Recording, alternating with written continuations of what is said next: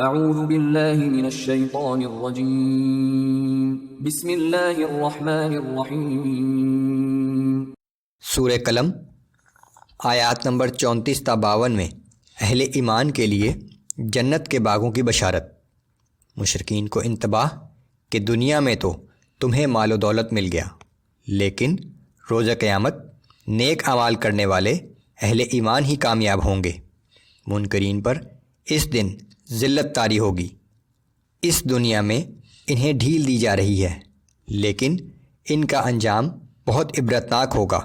کفار کو فہمائش کہ رسول اللہ صلی اللہ علیہ وآلہ وسلم بغیر کسی ذاتی غرض کے اللہ کا پیغام تم تک پہنچا رہے ہیں۔ رسول اللہ صلی اللہ علیہ وآلہ وسلم کو ہدایت کہ اللہ کا فیصلہ آنے تک مشرکین کی باتوں پر صبر سے کام لیں۔ اعوذ باللہ من الشیطان الرجیم۔ ان للمتقین عند ربهم جنات النعیم۔ بے شک پرہیزگار لوگوں کے لیے ان کے رب کے پاس نعمتوں سے بھرے جنت کے باغات ہیں۔ افنجعل المسلمین کالمجرمین۔ کیا تم سمجھتے ہو کہ ہم فرمانبرداروں کو مجرموں کے برابر کر دیں گے؟ ما لکم کیف تحکمون۔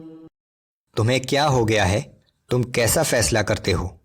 مشرکین مکہ کہتے تھے کہ اگر کبھی قیامت آئی بھی تو ہمیں وہاں بھی دنیا کی طرح بہترین نعمتیں ملیں گی۔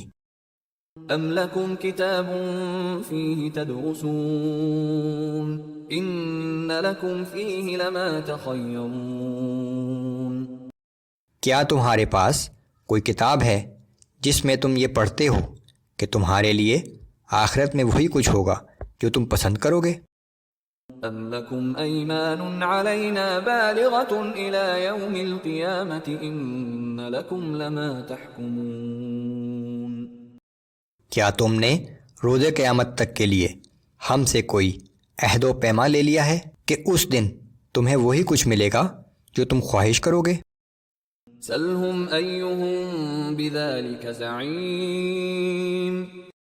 اے نبی صلی اللہ علیہ وآلہ وسلم، ان سے دریافت کیجئے کہ وہ کون ہے جو ان باتوں کا ذمہ لیتا ہے۔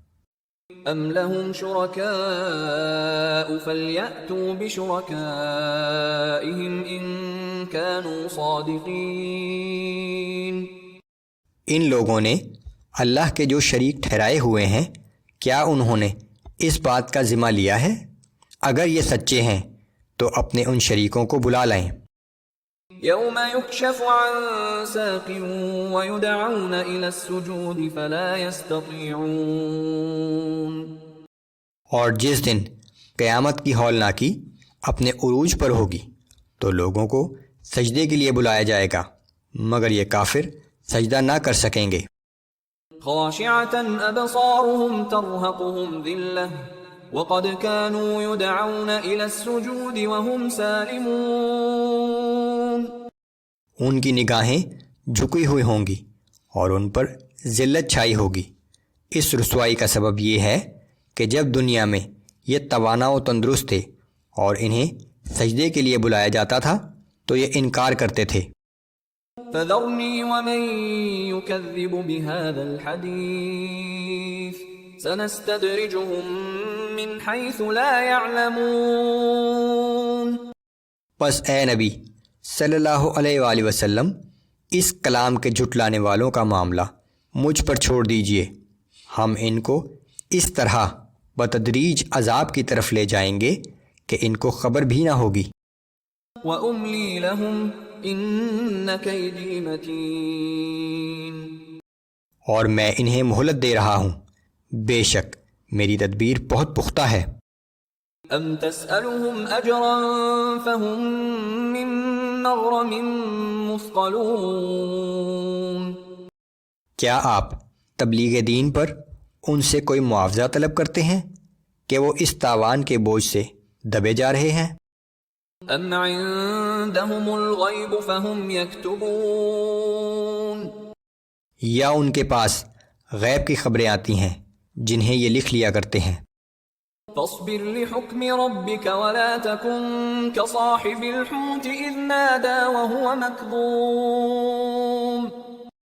بس آپ صبر کے ساتھ اپنے رب کے حکم کا انتظار کیجیے اور مچھلی والے یونس علیہ السلام کی طرح جلدی نہ کیجیے کہ بالآخر انہوں نے اللہ کو اس حال میں پکارا کہ وہ غم سے بھرے ہوئے تھے. لولا أن تداركه نعمة من ربه لنبذ بالعراء وهو مذموم. اگر ان کے رب کا فضل ان کی دستگیری نہ کرتا تو وہ برے حال میں چٹیل میدان میں پڑے رہ جاتے. فاجتباه ربه فجعله من الصالحين. پھر ان کے رب نے انہیں برگزیدہ فرما لیا اور صالح بندوں میں شامل کر لیا. حضرت یونس علیہ السلام اللہ کے حکم کے بغیر ہی اپنی قوم کو چھوڑ کر چلے گئے. آزمائش کے طور پر انہیں ایک مچھلی نے نگل لیا. پورا واقعہ سورہ صافات آیات نمبر 139 تا 148 میں درج ہے. وَإِن يَكَادُ الَّذِينَ كَفَرُوا لَيُزْلِقُونَكَ بِأَبْصَارِهِمْ لَمَّا سَمِعُوا الذِّكْرَ وَيَقُولُونَ إِنَّهُ لَمَجْنُونٌ. اور یہ کافر لوگ جب قرآن سنتے ہیں تو آپ کو ایسی تیز نظروں سے دیکھتے ہیں کہ گویا صحیح راہ سے آپ کے قدم ڈگمگا دیں گے اور کہتے ہیں کہ بے شک یہ شخص تو ایک دیوانہ ہے. وَمَا هُوَ إِلَّا ذِكْرٌ لِّلْعَالَمِينَ. حالانکہ یہ قرآن تو سارے جہان والوں کے لیے نصیحت ہے.